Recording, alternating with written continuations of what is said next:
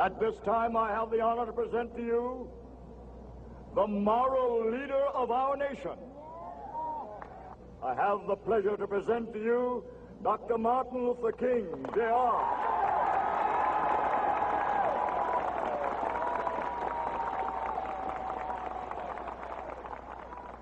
I am happy to join with you today in what will go down in history as the greatest demonstration for freedom in the history of our nation.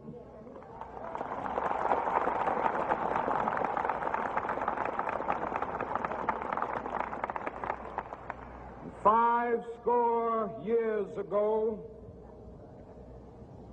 a great American in whose symbolic shadow we stand today signed the Emancipation Proclamation. This momentous decree came as a great beacon light of hope to millions of Negro slaves who had been seared in the flames of withering injustice. It came as a joyous daybreak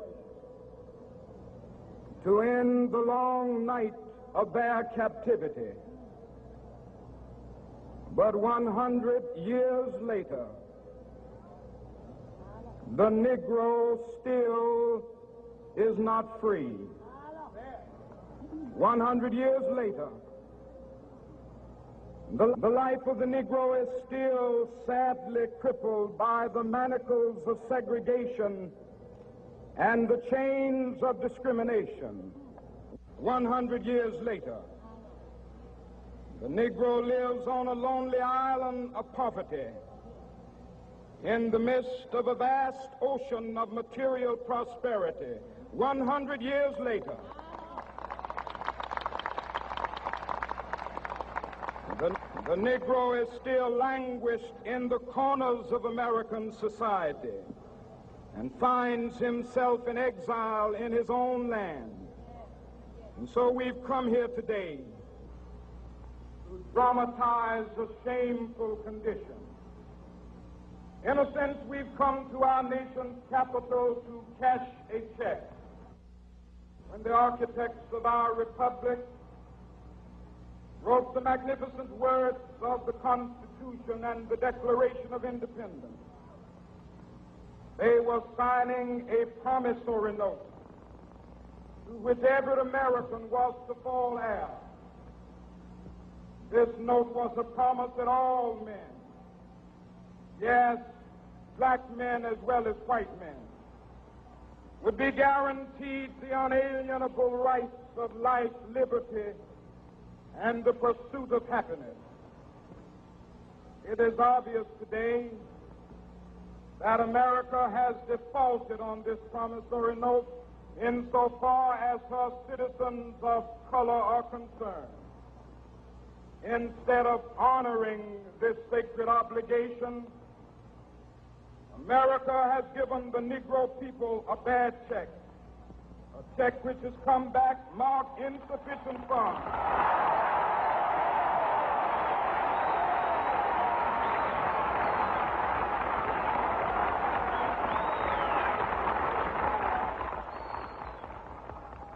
But we refuse to believe that the Bank of Justice is bankrupt. We refuse to believe that there are insufficient funds in the great vaults of opportunity of this nation. So we've come to cash this check, a check that will give us upon demand the riches of freedom and the security of justice.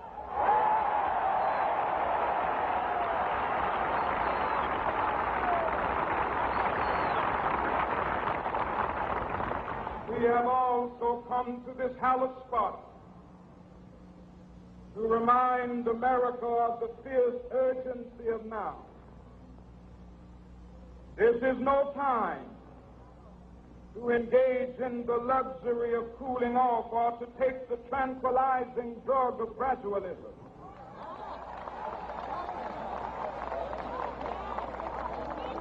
Now is the time to make real the promises of democracy.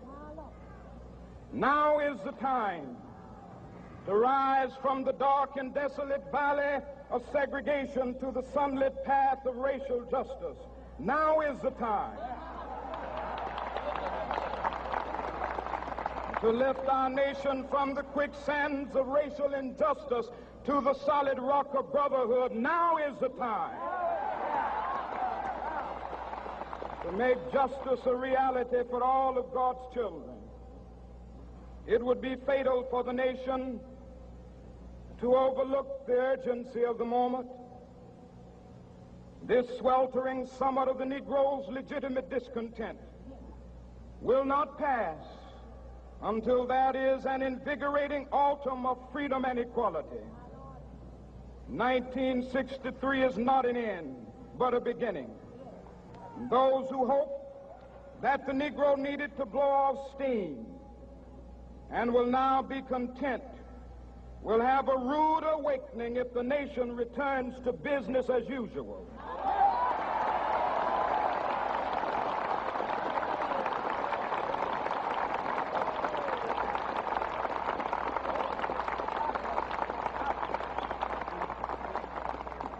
There will be neither rest nor tranquility in America until the Negro is granted his citizenship rights. The whirlwinds of revolt will continue to shake the foundations of our nation until the bright day of justice emerges. But that is something that I must say to my people who stand on the warm threshold which leads into the palace of justice. In the process of gaining our rightful place, we must not be guilty of wrongful deeds. Let us not seek to satisfy our thirst for freedom by drinking from the cup of bitterness and hatred.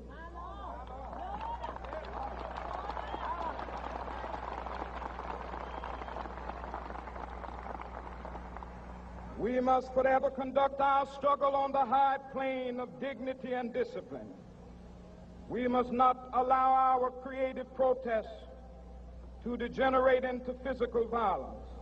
Again and again, we must rise to the majestic heights of meeting physical force with soul force. The marvelous new militancy which has engulfed the Negro community must not lead us to a distrust of all white people.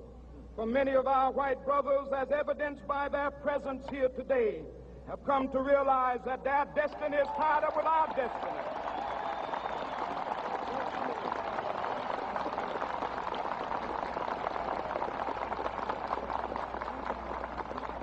And they have come to realize that their freedom is inextricably bound to our freedom. We cannot walk alone. And as we walk, we must make the pledge that we shall always march ahead. We cannot turn back. There are those who are asking the devotees of civil rights, when will you be satisfied? We can never be satisfied as long as the Negro is the victim of the unspeakable horrors of police brutality. We can never be satisfied as long as our bodies, heavy with the fatigue of travel, cannot gain lodging in the motels of the highways and the hotels of the cities.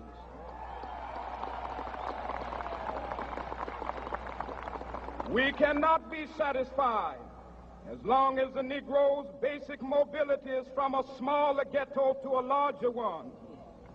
We can never be satisfied as long as our children are stripped of their selfhood and robbed of their dignity by signs stating for whites only.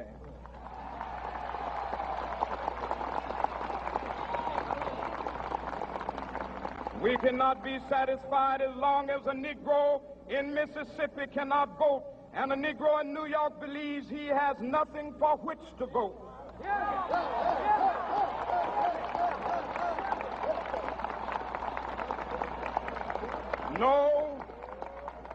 No, we are not satisfied, and we will not be satisfied until justice rolls down like waters and righteousness like a mighty stream.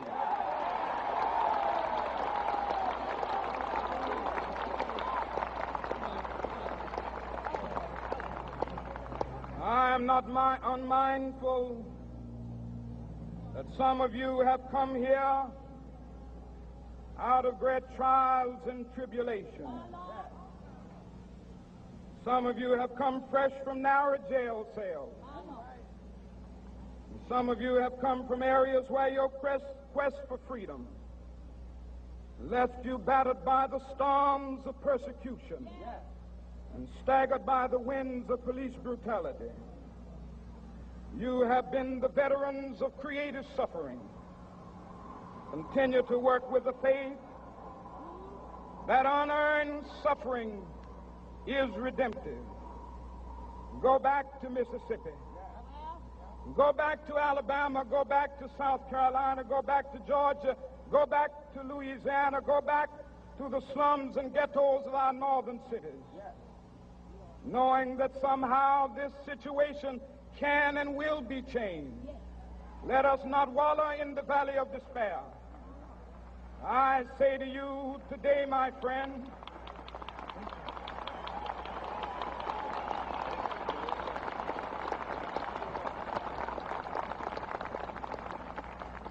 so even though we face the difficulties of today and tomorrow, I still have a dream.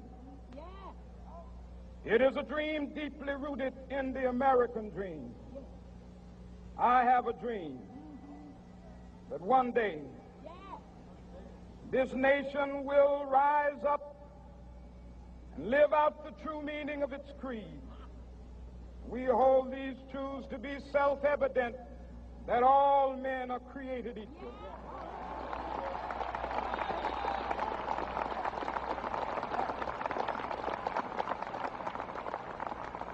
I have a dream that one day on the red hills of Georgia, the sons of former slaves and the sons of former slave owners will be able to sit down together at the table of brotherhood.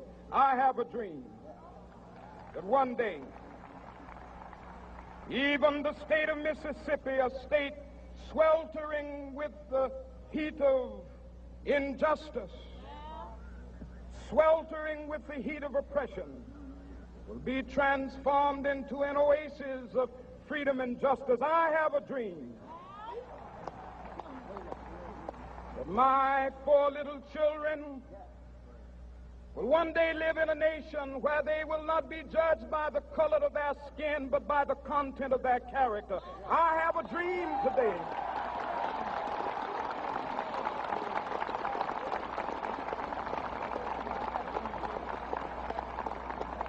I have a dream that one day, down in Alabama, with its vicious racists, with its governor having his lips dripping with the words of interposition and nullification, one day right there in Alabama, little black boys and black girls will be able to join hands with little white boys and white girls as sisters and brothers. I have a dream today.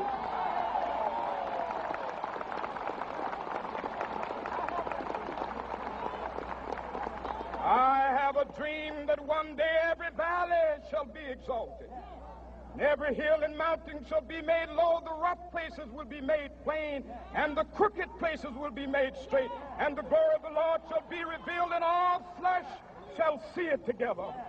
This is our hope. This is a faith that I go back to the South with. With this faith, we will be able to hew out of the mountain of despair a stone of hope. With this faith, we will be able to transform the jangling discords of our nation into a beautiful symphony of brotherhood. With this faith, we will be able to work together, to pray together, to struggle together, to go to jail together, to stand up for freedom together, knowing that we will be free one day. This will be the day.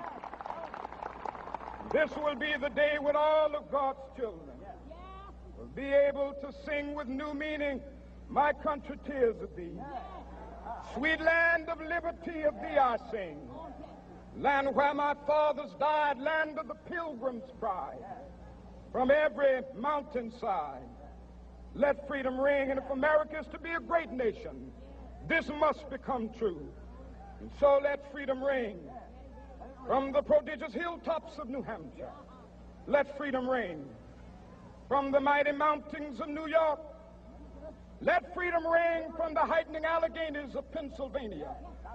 Let freedom ring from the snow-capped Rockies of Colorado.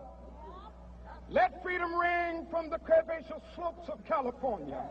But not only that, let freedom ring from Stone Mountain of Georgia.